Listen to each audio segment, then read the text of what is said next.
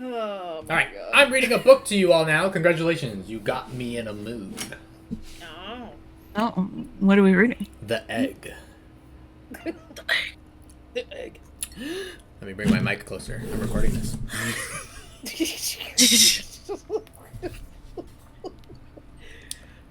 You were on your way home when you died. It was a car accident, and nothing particularly remarkable, but fatal nonetheless. You left behind a wife and 2 children. It was a painless death. The EMTs tried their best to save you, but to no avail. Your body was so utterly shattered, you were better off, trust me. And that's when you met me. What happened, you asked? Where am I? Oh, you died, I said matter-of-factly. No point in mincing words. There was a truck, and it was skidding. Yup, I said. I died? Yup. But don't feel bad about it.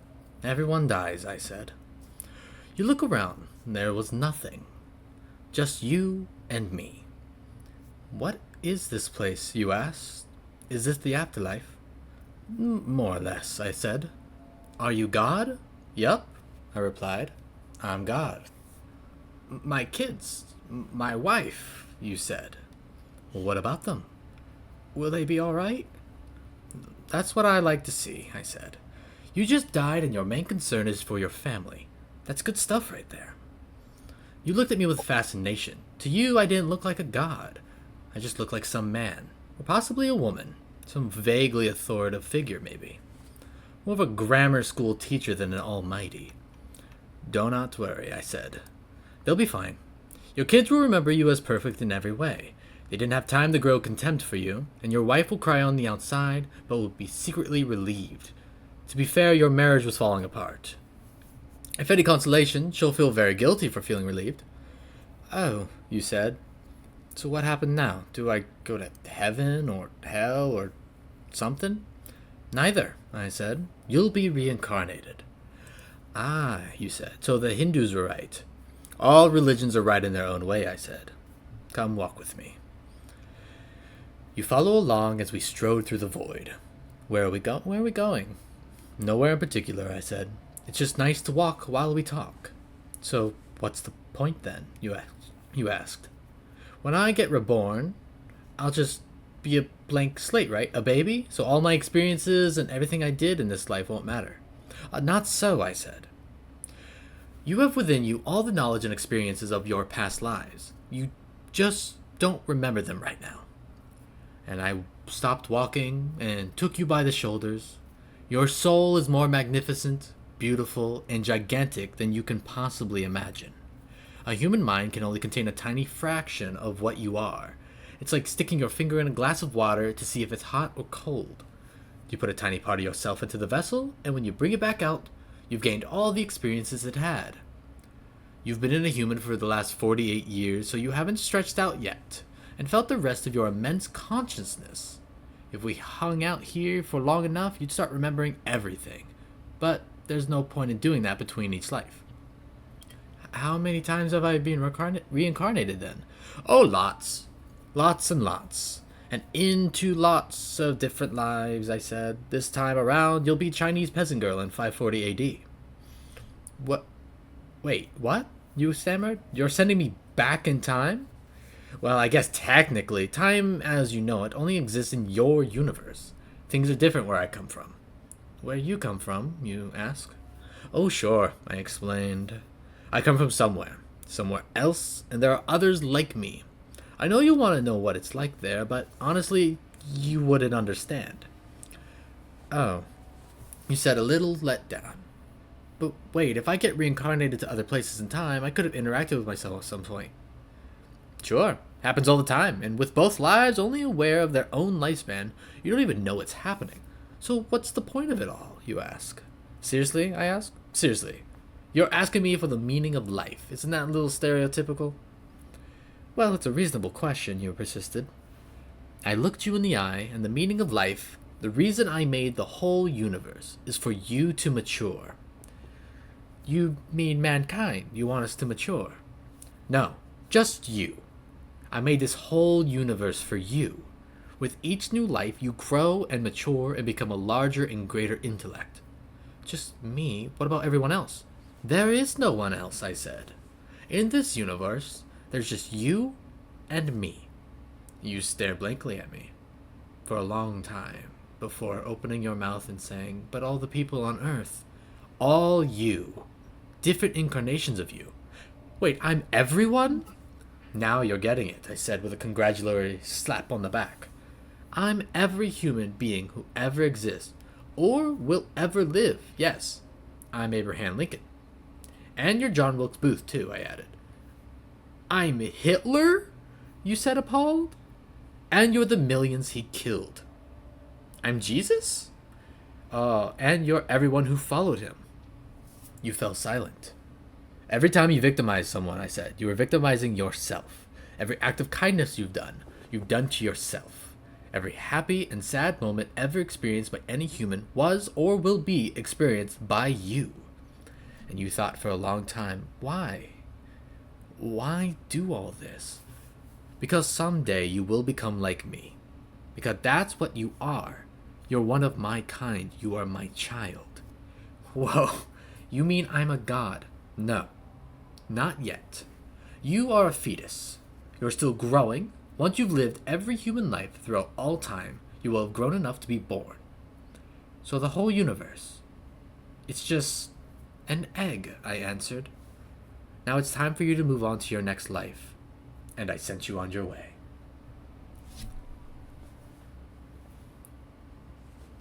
I like the egg.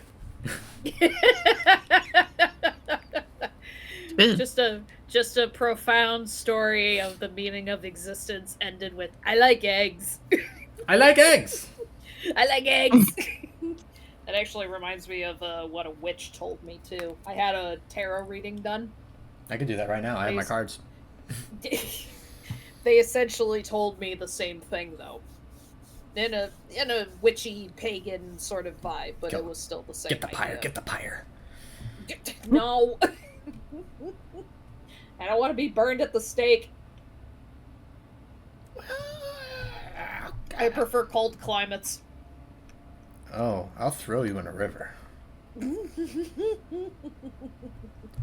Let's see. Now that I'm on a roll, where's my favorite poem?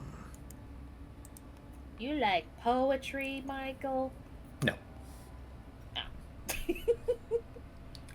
One poem. Oh. Ah, here it is. It's a very weird one. I'm sorry I fell for you. Damn. Jeez. I had a 9-year unrequited love story built into my life. So sometimes you just read a poem and you're like, fuck.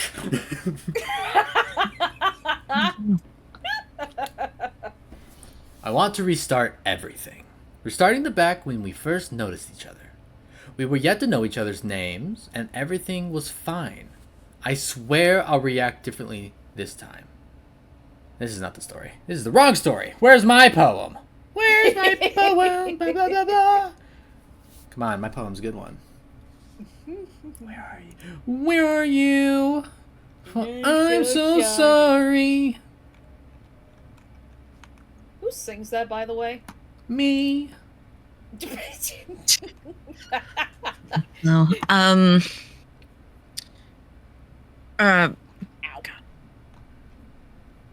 Oh, I'm blanking on their name. I used to listen to them Here all it the is. time. Green Day, American Rejects? No. No? No, Blink 182. Ah. I think this one's called The Truth About Forgetting by Nell Starling. Oh. When they ask me about you, I still smile because the stories that I have to tell are just as beautiful today as they were when you were still holding my hand. I remember your laugh, but mostly I remember the sound of mine because it was honest. It was so easy loving you, and maybe when they ask about me, you'll remember why it was so easy to love me back. It's true what they say. Not all stories have a happy ending, but ours had a happy middle and a beginning, and that will always be enough because it means that we are a story worth remembering. I like eggs. Eggs. like eggs. Eggs. Eggs. Let's see. Eggs. This one's called What They Tell a Man. I like turtles. Ew. Tell a man. Nobody turtles should die. No one likes turtles. No. Let's see. By Lone Wendling. If a man speaks anger, they call him vile. If he speaks fear, they call him soft. If he speaks boundaries, they call him insecure. And if he speaks sadness, they call him a coward. If he speaks nothing, they call him cold. And if he finally asks for help, they call it weakness. And when he disappears under the weight of everything he wasn't allowed to say, they whispered he should have spoke up. Very true. True for everybody. Where's my favorite story now? It's about a flower. Oh, that's not about eggs. No, that would be crazy. Here we go. There was once a flower bud who wanted nothing more than to bloom. And so he would sit on top of a hill and bathe in golden rays every single day. But one day the skies grew dark and a light gray cloud appeared. The tiny droplets fell from the sky and the sun was nowhere to be found, which enraged the little bud. "Go away," he shouted. "You're ruining my sunbath." The cloud simply looked at him, and without any hesitation, left him alone. The bud opened his leaves once more and sat there in the sky's honey nectar. And the very next day the rain cloud came back, this time a little darker. And the bud shouted once more, and even though the cloud stayed longer this time, eventually it gave in and left. But on the third day, it was different. It was no longer just a rain cloud.